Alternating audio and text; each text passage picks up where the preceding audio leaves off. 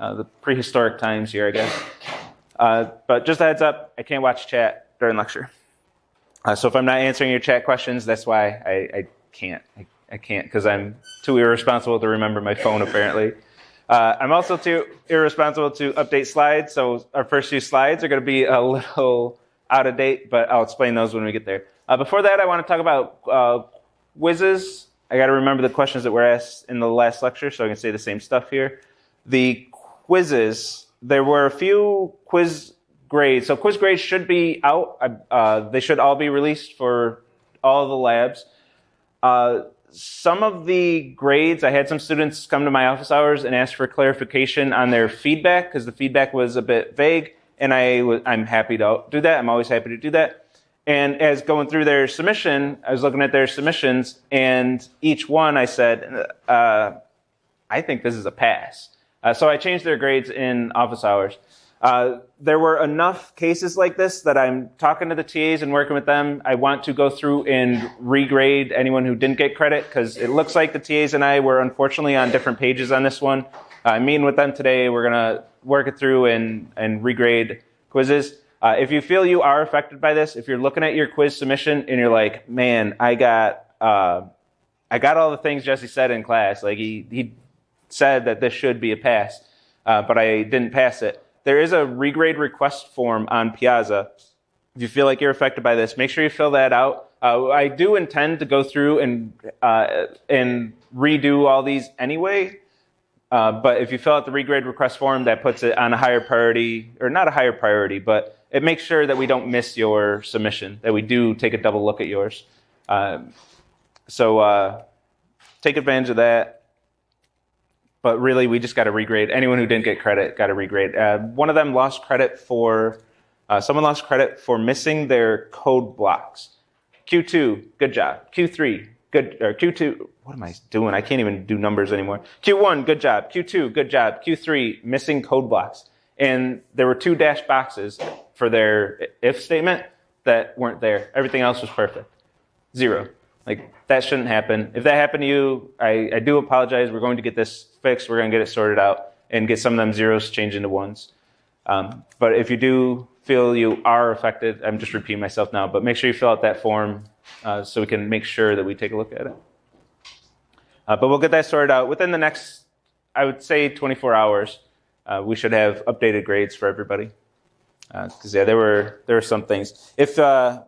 And I'll reiterate actually, I don't know if I said this in lecture, at least this explicitly, but if you, on your memory diagram, on all 3 questions, didn't make any mistakes that are related to the concepts that are being assessed on this quiz, which are classes, which classes don't really go on your memory diagram anyway, objects, constructors, references, the keyword this.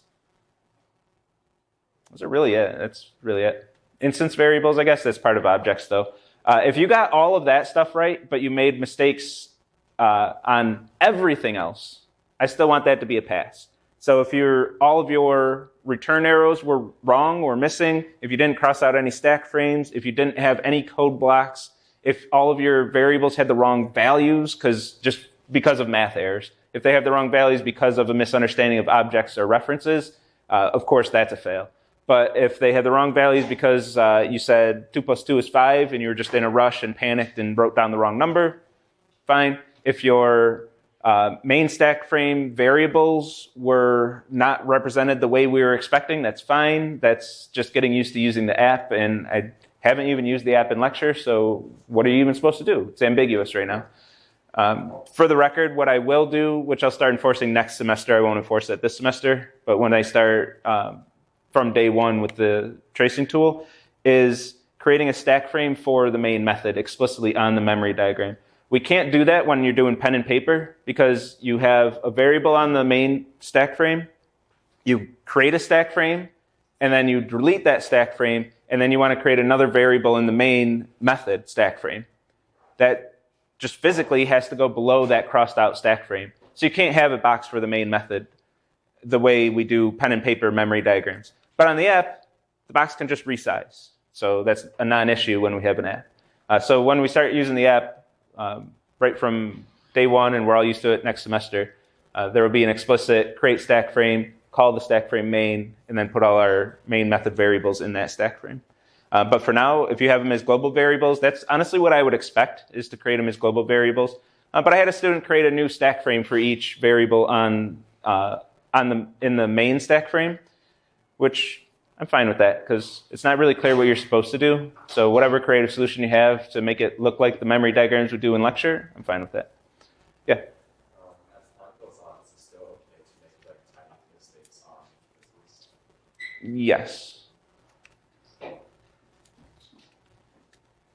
Yeah, even the later ones. And, I might change that policy in a future semester, but this semester, that's going to be the policy.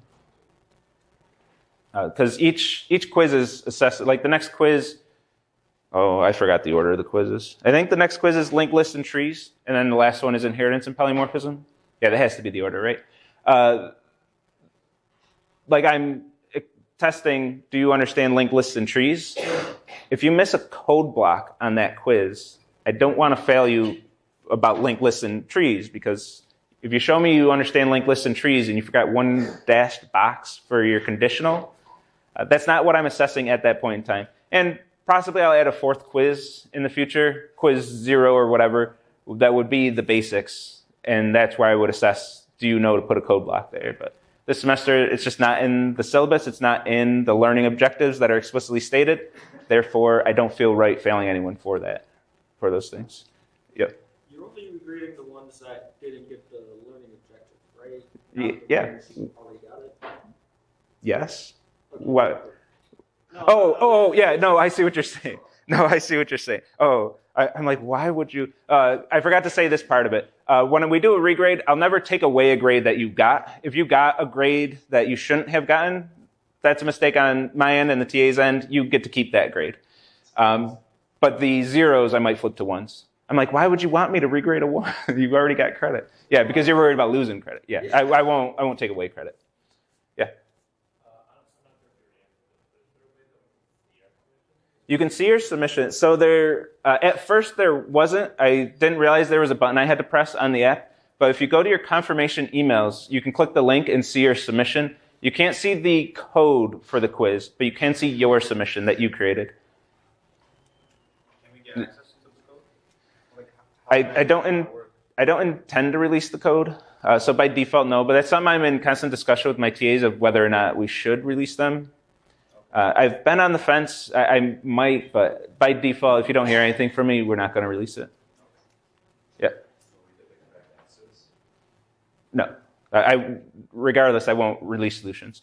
You have solutions to the practice quiz. We had the practice quiz. You have the code and the solutions. That's intended for you to study, plus all the lecture examples are solutions. I've had some students I said that to, and they were shocked. The solutions are on Piazza. You probably have to scroll through the timeline a bit to get to them by now. But the practice quiz solutions were posted on Piazza a while ago.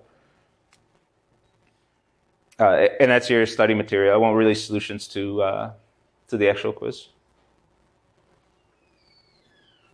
And I would not have even released solutions, just to clarify my position on this, I wouldn't have released solutions for the practice quiz either. But there was the debate of it was hard to see in lab because the TAs had to go to the whiteboard and everything. If the TAs were able to present that on the monitors in lab, which are fixed now, but it's too late because we don't need them anymore this semester. But since it was so hard to see the solutions in lab, I did decide to release those electronically just to make it fair so everybody had access to them. Because even showing up to lab, that's where you're supposed to get the solutions and then take them down in your notes. But if you didn't really have an opportunity because you couldn't see the whiteboard, I don't know, I caved to that argument and released the solutions. But I usually wouldn't release solutions like that. But why, Jesse? It's because they'll show up on Chegg in 2 seconds. And that pisses me off. It's the reason. You'd be surprised how much we've adjusted to that. It sucks. I hate it. I wish I could just release things, but they show up on Chegg, and now everybody for next semester has the solutions already. Yes, I'm going to change the quizzes and generate new ones, but anyone who goes to Chegg and gets those, they're going to have an advantage. It's just a mess. It's a mess. Despite that, my copyrighted material is shared with some shady-ass site, and it's just no good.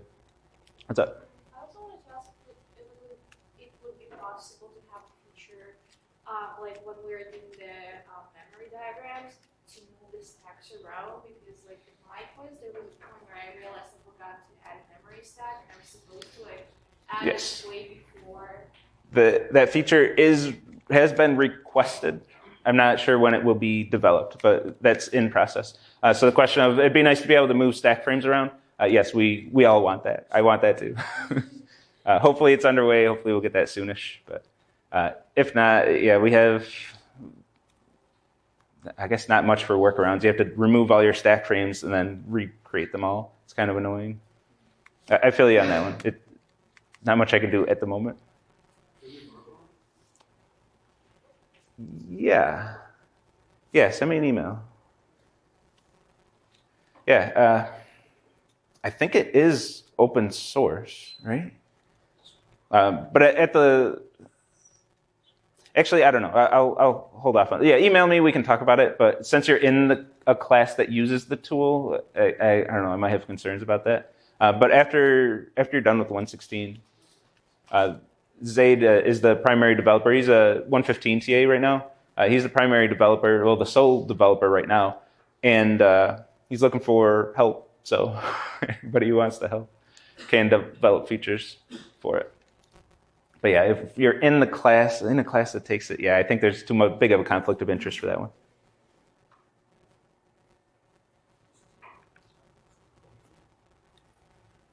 All right, I think that's all the quiz stuff I wanted to talk about. And one more thing, just because it came up in the other lecture, I'm just trying to remember everything that came up. We don't have class or lab next week, and Monday and Tuesday are officially canceled from the university. So Monday and Tuesday, office hours should be presumed to be canceled unless otherwise noted. There's at least one TA, Alex, wants to still hold his office hours on Monday or Tuesday. So if he has that on the schedule and says, I'm still holding office hours this day, then he'll have his. Wednesday, Thursday, Friday, Saturday, we don't have 116 class or lab, but office hours should be presumed to be happening those days unless otherwise noted. So I'm asking all the TAs that if they're not going to hold office hours next week during those days, that they should cross out their name on the schedule, and then after that week passes, uncross it out to have the office hours back. So if a name's not crossed out on any of those days, Wednesday through Saturday, you should assume that those office hours are still happening. Whenever I have whenever there's a week off, usually it's spring break, but whenever there's a week off like this, I treat that as a complete void in the schedule, like it doesn't even exist. And you might have heard me slip up at some point where I say like next week, next Wednesday, next Monday, next Friday during lecture this week. If I ever say that, I just mean the week after the break week. Where this is relevant is for deadlines. All the deadlines that would be next week normally are all pushed back by a week. So you can see that on the schedule, but just to make that explicit, I just treat it like that week doesn't exist. And ideally, you just don't think about 116 for an entire week. Some of you might want to use that time to get caught up. That's your decision and everything. But my presumption is that 116 students won't think about 116 for that week. So everything in the schedule just gets pushed back by a week, no matter what it is. So none's due next week. There's no lectures, no labs, nothing, except the office hours like I just talked about. All right, so these slides are a little out of date. Besides forgetting my phone, I ran out of time to update these slides, but 312 slides are great. You'll be happy to know because I spent my whole morning doing those. So these are a little bit outdated. I'll mention where it's outdated and where it isn't, but these are referring to things that were true last semester.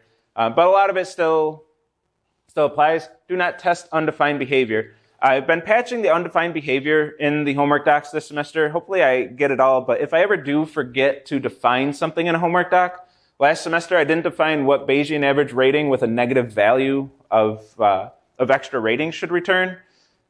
Whenever I have undefined behavior like that, don't write tests for them. Because when you write a test for undefined behavior, you call the method, what do you expect it to return? What's the expected value that it should return? If it's not defined by the homework doc, you have to guess what it should return. And if your guess is different than my guess, you're going to get failed on a correct solution in Autolab. So whatever this should return, maybe you decide it should return -1 to indicate an error. And maybe in my solutions, I had it return positive infinity. And your tests are going to assert -1. I'm going to return positive infinity with my correct solution. We're both neither of us are wrong. I won't say we're both right, but neither of us are wrong because it's undefined behavior. The homework doc, which is our spec sheet for the code, doesn't specify, then neither of us are wrong, and the test can't fail any return value for undefined behavior. This is different than testing edge cases. Edge cases will always have clearly defined behavior, either implicitly from all the rules, all the bullet points of that method in the homework doc, or explicitly. I try to get these explicit. If the data structure is empty, this is what you should return. What's the average of an empty array list? I don't know. So I put a bullet point in the document and said average of an empty array list is going to be 0. So you can code that test for that edge case. But if I forget to do that and I don't say what the average on an empty data structure should be, don't write a test for it. I've seen students get in trouble with this where they'll write a test for undefined behavior and they'll just guess. They'll make a good assumption of what it should return, and my correct solution doesn't return the same thing because I made a different assumption. So don't test undefined behavior. This specifically is defined this semester. I said what Bayesian average rating should do when you get an invalid input. So that's no longer an issue on this one. The specific example, but the concept of don't test undefined behavior is still true. In your career too. If behavior is not undefined in your career, don't test it. If it's in your career in a professional environment, what you should do is define that behavior. Talk to the team. Hey, what should happen in this case?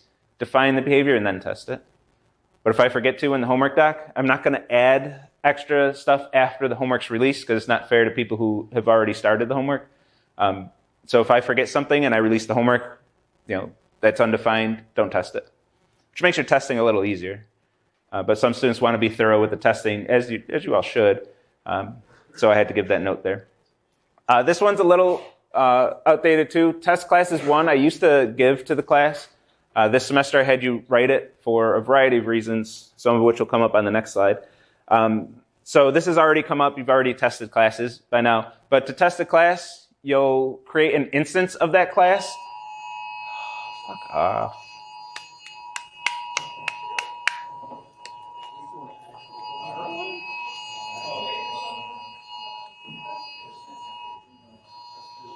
Maybe it'll just stop. It's what? It's just a test. Yeah, it says. Oh, yeah, but you Oh. can write test too. Oh, okay. All right. Oh, thank goodness. Okay. I hate having fire drills or usually it's not a drill, but any fire alarm during a lecture. It just throws the whole schedule off. Fire alarm. It's a nationwide alert. Oh. National wireless emergency alert system. And I forgot my phone today, so I wouldn't know. Why is it coming through the speakers? Is it going through my laptop? Don't find me.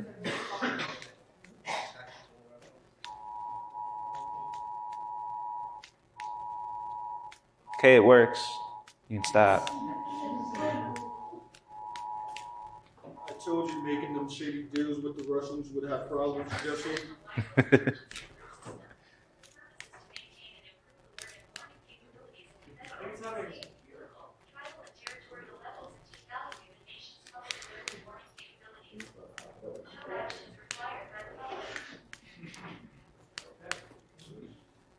I feel safer. I feel safer but annoyed.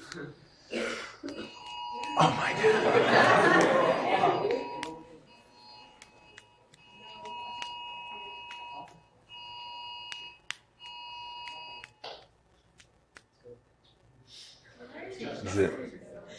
Is this safe? All right, so to test the class, you'll create an instance of that class and then call the public methods of that class. You'll, for example, for the song class, create a new song object. Through that object, you'll call things like set ID and get ID. And that's the only things you can do to test the object is calling those public methods. So you'll call the constructor, call the getters, make sure the getters return the values you expect, call the setters, then call the getters again and make sure the getters return those new values that you use in the setters. That's the only way you're testing these is calling the public methods. Since all the instance variables are private, you can't access those. And you can only access the methods that are defined in the homework document. So if you write an extra method in one of your classes, that's fine. You can write extra methods and use them in your code, but you can't call them from your tests because my correct solution is only going to have the methods that are defined in the homework doc. So if you write a new method and then call it from your tests, when I swap out your code with my correct solution and run your tests, you're going to get an error. And it's going to say error running your tests on a correct solution. If you're seeing that error, double check all the methods you're calling and make sure you're not calling anything that you wrote, that you chose the name of, that doesn't exist in the homework document.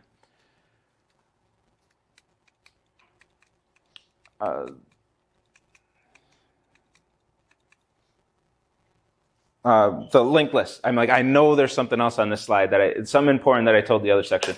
With linked lists, more relevant to what we're doing right now in test 3, is when with a linked list, you're calling add rating, getting ratings in the song, calling get ratings, and then testing what's returned, or calling average, or actually, what am I talking about? You don't test those methods. You test average and delete.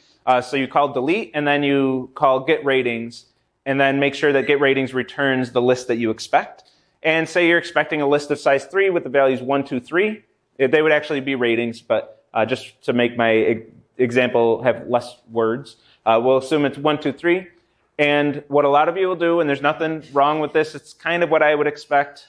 Ideally, you would write a helper method that compares to linked lists, and you have your expected and actual and do the comparisons. But I don't really expect that, because there are easier ways to do it. That's pretty hard to set up.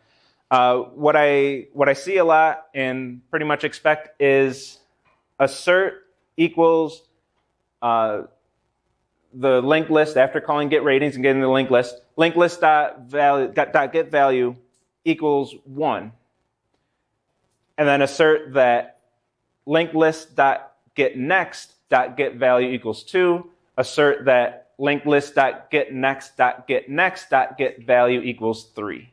A lot of you probably have code similar to that. Hopefully you got that far and you're testing this. But a lot of you will have code that looks like that. The one caution with this is that's making a strong assumption. It's assuming that the linked list that you get in return is size 3. That's not always going to be true. There are incorrect solutions where that linked list might be size 2, and when you call linked list.getNext, that returns null, and then you call .getValue, you're going to get a null pointer exception. And you won't notice this. Everything runs fine in IntelliJ. You submit to Autolab, and it says, when testing this incorrect solution, this test got a null pointer exception because getNext returned null. That's going to be the error that you're going to see, which is pretty tough to know what that actually means unless you're really thinking around everything that's going on. So what you want to do whenever you're testing a data structure, check its size first. The easiest thing to do is, if I'm expecting this to be a linked list of size 3, linked list node already has a size method for you. Assert that its size is 3. That's the easiest way. Or alternatively, if you didn't have that size method, assert that getNext returns something that's not null. If it returns null, fail the test. Assert that it's not null. Then, once you know that it's not null, then you can call getValue on it, and then go through each node like that. But whenever something's null and you expect it to be a node, that test should fail. All right, 3, try not to get too frustrated. Task 4 is a pretty big spike up in difficulty from tasks 1 through 3. 1 through 3 are kind of an ease into the semester. Deleting a node is pretty tough. But task 4 and onward, they're going to be tougher than that, is the best way I can put it. Task 4 used to be, the reason I had this slide written so aggressively too, is task 4 used to be extremely difficult compared to tasks 1 through 3. I started spreading out the difficulty of task 4 a bit because it hit real hard last semester. I taught this in the summer and I eased it up a little bit. And this semester I did a little bit more of getting that difficulty of task 4 down a significant amount. So it's not quite as bad, but task 4 is still going to be a jump up. It is going to hit pretty hard. And that's when office hours are going to start getting packed and things are going to get more intense. That said, though, task 5 and 6, what I still want to talk about is task 5, 6, 7, 8. I don't think any of them are significantly more difficult than task 4. So a lot of courses will have a difficulty curve that's just a straight line, a diagonal line. The course just keeps getting harder and harder and harder all semester. I don't like that difficulty curve. I like one that eases you into the semester, that's tasks 1, 2, and 3, and then starts leveling off. So task 4, that's about the difficulty I think the course should be for you to get the maximum educational value. And then it tapers off until task 8, and after task 8, it goes down a bit. Unless you're going for an A, you got to get that AO task. But towards the end of the semester, I shift into AOs. If you're just trying to pass the class, just getting the tasks done, the learning objectives done, those last few weeks, you don't really have to do anything. But if you're going for that A, you got that last AO task that you can do to improve your grade, which is a little harder than task 8, in my opinion. So if you can survive task 4, if you get through task 4, don't get into the trap of thinking, man, I just barely got by task 4. That means task 5 is going to be harder. Task 6 is going to be even harder than that. Task 7 is going to be insane. Task 8 is going to be impossible. Don't fall into that trap, because I don't have that linear curve. I think task 8 is pretty tough, to be honest, but it's not a big spike in difficulty, and I do think it levels out from 4 to 7. Feel free to disagree with me when you do get through those assignments. If you're like, Jesse, you said that, and that was completely false. Task 7 was insane. I would like that feedback. I'd like to know. But I believe 4 through 7 are pretty flat, and 8's a little jump up, but nothing near the jump from 3 to 4. It's not nearly as bad as that, as much as that. So if you can survive task 4, I'm confident that you'll survive 116. It might still take a lot of perseverance to get to the end, but if you can survive task 4, you got what it takes to make it all the way. You make it all the way till December. That's my phone this time. Was that what's happening? It's just everybody's phone one at a time? Our phones. It was a good day to not bring my phone. I just. All right. Any questions on any of that? I looked at the time, but I didn't register. We gotta get through some slides. Any quick questions on any of that? Anything? Yeah. I low-key feel like I'm dying on task 3, no lie. Test 3. Are you on deleting a node at least? Yeah. Okay. Yeah, deleting a node isn't easy. I'd say that's the first true challenge of the course. That's going to be tough. And then moving through, I don't think it gets much more difficult than deleting a node. There are more challenges, but if you can make it through that, you can probably make it through task 4. Maybe I should say that. If you can get through deleting a node and you didn't cheese it in any way, I know some of you like to cheese it, then I'm hoping you can't this semester. I did make a change that should prevent the cheese, but somebody might still find a way. I'll have to wait and see. Cheese means completing the assignment without really doing what you're supposed to.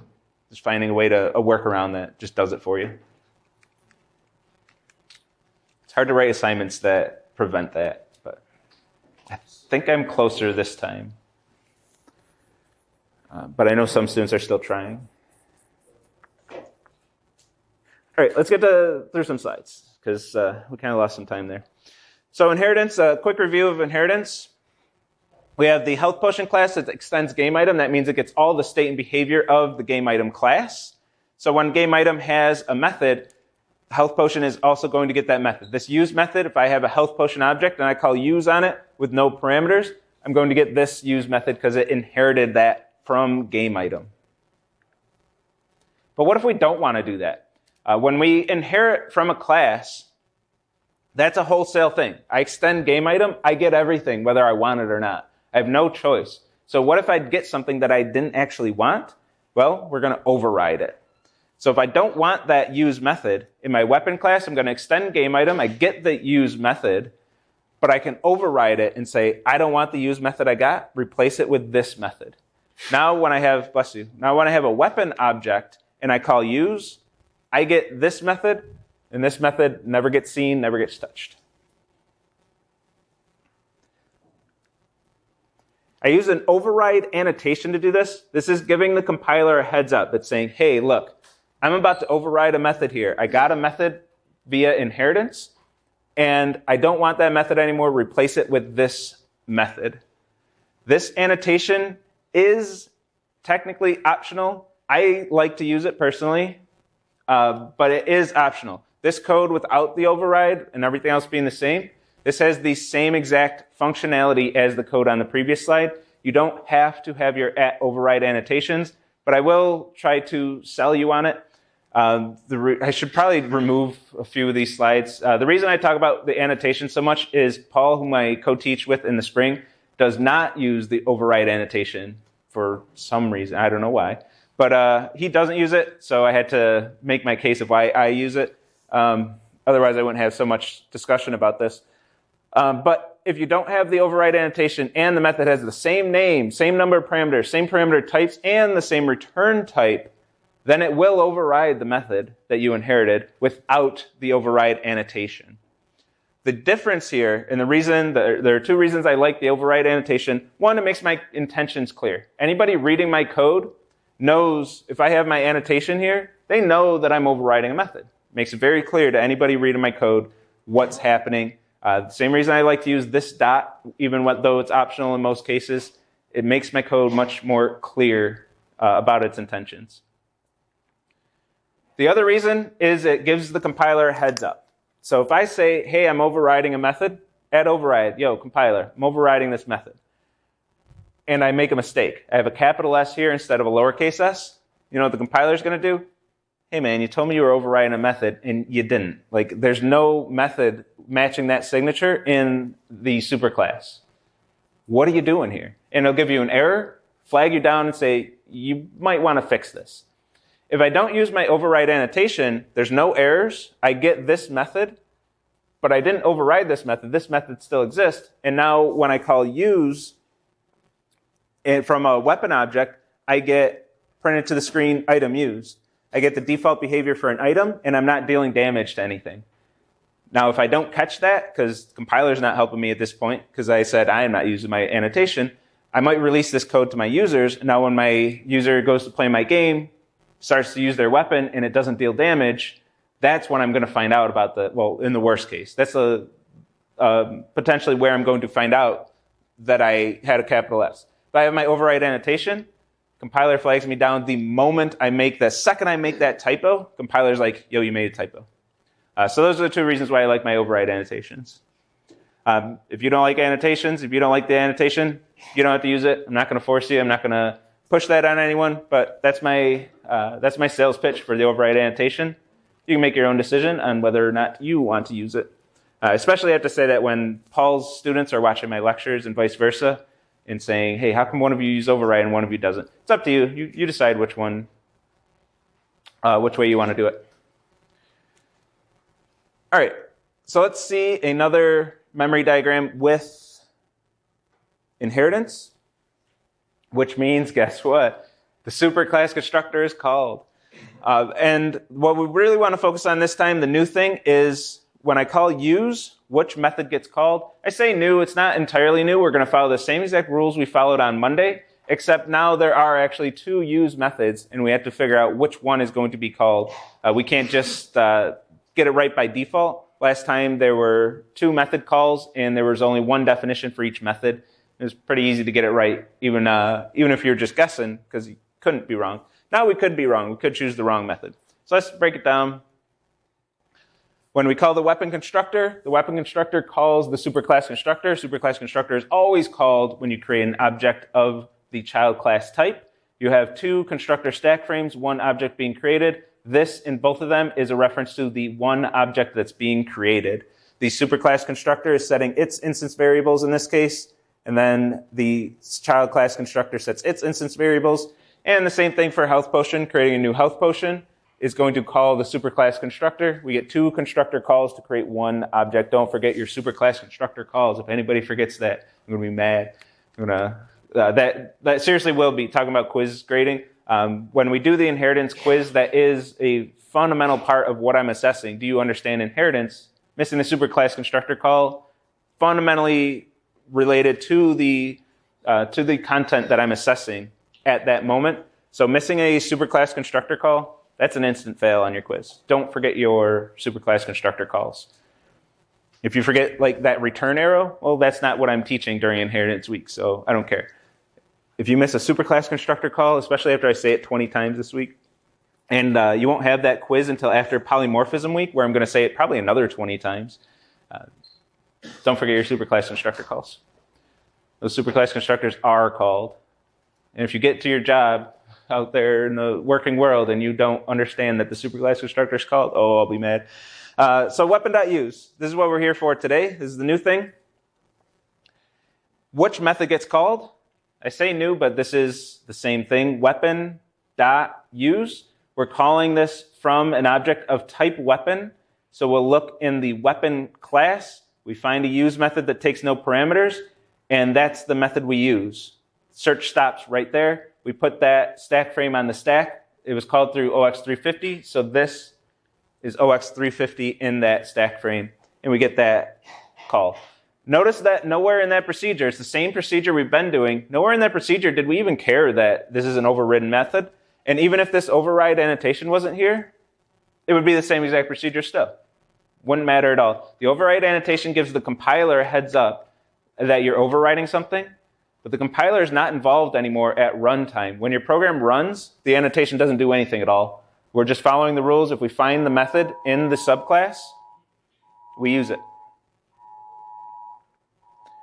Okay, so that's the same as everything we've done before. The inheritance didn't even change anything. The existence of this other use method did not factor in. We just got the one that we found. We found one in that child class, and we used it.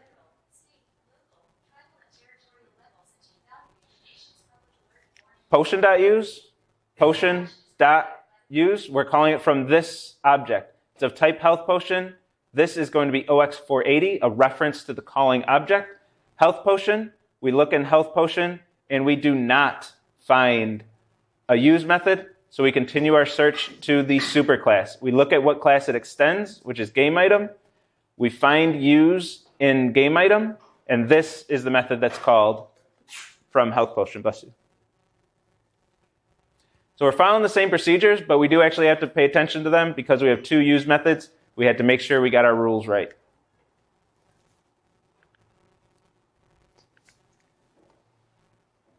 And actually, we're not too far behind.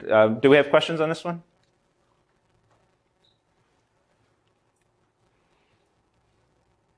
Okay. All right, let's talk about toString. We've talked about toString a few times already in class. But today we're really going to do it justice, and we're going to drive it all the way home. We're going to finish the discussion on toString today. This will be the last time I have slides about it. Then we might just use it later on in the semester, and I'll just assume you know what's going on with it. But toString. So every class in Java extends the object class either directly or indirectly. If you don't explicitly extend any class, you implicitly extend object. And no matter how long the inheritance chain is, you'll eventually get to a class that extends object. So every single class in Java has extends object. Object has our methods toString and equals, among others. There are other methods in there, but these are the two that we've worked with so far in 116. So toString we get from the object class, and we can override that behavior if we don't like what the object class gives us. And this is what the object class looks like. I removed most of it for the slide, of course. If you want to look at the object class, knock yourself out. There's a whole bunch of stuff in there. But this is all I need for what I'm doing right now. It has the default constructor. Object just has the default constructor, so it's implicitly called. We don't have to call the constructor explicitly right here because it takes no parameters, so it's just called automatically. Yeah. In the beginning, you said that you can make linked lists of objects, but it's not useful. Can we do that over here? Can we create a linked list for a game item and then store weapons and potions in it? Yes. That's all I want to say. Yeah. Can we create a linked list of game item and put weapons and health potions in there was the question. Yes is my answer, but that's all of polymorphism week, or most of polymorphism week. That's when we're going to talk about that. So that is using polymorphism to be able to do that. So I'll say that the better explanation for polymorphism week. But yes, your short answer is yes. And this is what the toString method actually is. This is the toString method. Class name, @ and then some value that we're not interested in. And our search works the same way. If we call toString on a weapon or health potion, I'll use weapon here. It's going to look in the weapon class, look for a toString method, not find it, so continue the search to the superclass. Look in the superclass, doesn't find a toString method, so the search continues. The search can go as many steps as we need. So it goes to the superclass of GameItem, which doesn't explicitly extend anything, so it implicitly extends object. So we look in the object class, we do find toString, and this is the method we get for toString. And toString is called by printline. So when we call printline, we're actually calling this toString method if we print either weapon or health potion to the screen. And it's going to give us this garbage. We usually don't want this. This isn't the behavior we want. It's garbage. It's a dumb method. We don't want it, to the extent that even the documentation for this method says you really should override this thing. It's just a placeholder. It's not really interesting to anyone. I'm sure there's somebody out there who's interested in it, but it's not interesting to us. To the point that the documentation says, hey, override this thing. You don't want this behavior. So let's override it. And I'll override it in the GameItem class. GameItem only knows location stuff, so it's going to print location stuff, return this as a string, and now weapon and health potion both have this toString method, because GameItem overrode it from object, and then weapon and health potion get the overridden method through inheritance. If we want to change this further, if we don't want to use that overridden method from GameItem, well, we can override it again. And the new thing here is going to be this super, but let me explain a little bit more first. So we're override toString from health potion and weapon. I intentionally left off my annotation here, but added it here just to drive home the point that the override is optional. If you have it or don't have it, it's still going to be the same behavior as long as you don't make any typos when you don't use it. But super. We use super to call the superclass constructor, but we can also use super to call any superclass methods. When I override toString, I don't really have access to that toString. I'm saying, or I shouldn't say that. We're replacing that toString method, but sometimes we don't want to completely replace a method. We want to extend a method. We want to add functionality to the existing method, and we can still call the original one with super dot, and then whatever method we want to call, that'll call this method from the superclass, and then we can add on to it and add extra functionality to that method. So sometimes we don't want to completely replace the method like we're doing here. We'll extend it by calling super.toString, and even outside of the toString method, if in the constructor we want to access the super toString method, we can do super.toString and get this method, even though we overrode it. We can still access it, but we can't access it after it's already been overridden by a superclass. For example, what I mean by that is in health potion, I can no longer access the object toString method because GameItem is covering that method up. We can't go past that now. Because GameItem didn't call super.toString, we can no longer access that object toString method.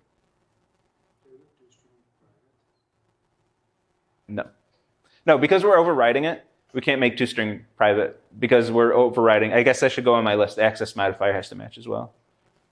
Since we're overriding it and the overridden method we're overriding is public, ours has to be public too. If you don't, so if you override it to private, if we use the public one, I think I want to say it's just an error if you do that. I don't know. I haven't quite tried that though.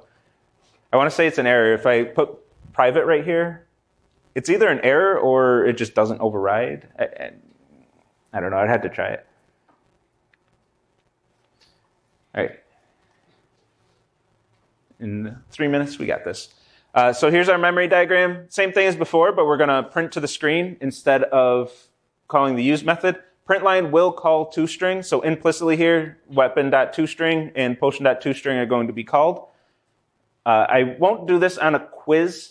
I'll make it explicit because it's caused too much confusion in the past, and rightfully so. I always say Java method calls, you don't have to trace those. So it's a Java method call, you don't trace, it makes sense. Weapon.toString, calling toString from the weapon class. We're going to look in the weapon class, find toString, and call that method. Easy as that, just like before. when we get to, bless you, when we get to potion.toString, health potion, we find toString. Everything's good. And then we get to super.toString, and we're going to look in the super class for a toString method and call this method. So we get another method call. When we do super.toString, this, whatever this was in the previous stack frame, it's going to be the same this in the next stack frame. It's the same calling object. This will return the location as a string, and then we're going to concatenate dash health potion to the end of it, return that, and get the location and that dash health potion. So we extended the functionality of a superclass method instead of completely overriding it. Yep.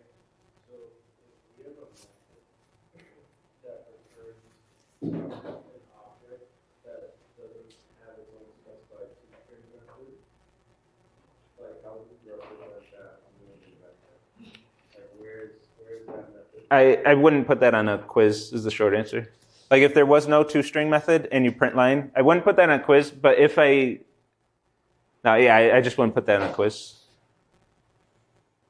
I wouldn't expect anything to go on the stack because it would be the object toString method. Any code that I don't give you here, you don't have to trace. I didn't give you the code, you wouldn't have to trace it. But then what do you put in the in out? You'd put health potion at, and then make up some hex value. Like I don't see the educational value in assessing that.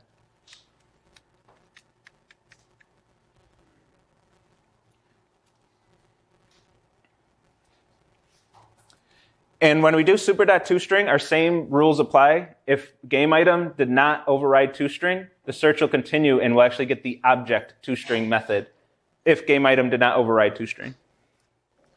So same rules apply. It can go multiple jumps up the inheritance until it finds a method with that name.